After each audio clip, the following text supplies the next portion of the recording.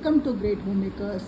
இன்னைக்கு கோகுலாஷ்டமி ஸ்பெஷலில் வெள்ளச்சீடை ரெசிபி தான் பார்க்க. வெள்ளச்சீடைக்கு வறுத்த அரிசி மாவு 1 கப்பு, உளுத்த மாவு 2 டீஸ்பூன், எள்ளு 1 டீஸ்பூன், தேங்காய் துருவல் ஒரு 3 டேபிள் ஸ்பூன், ஏலக்காய் பொடி. வெள்ளத்தை கடாயில் போட்டிருக்கேன்.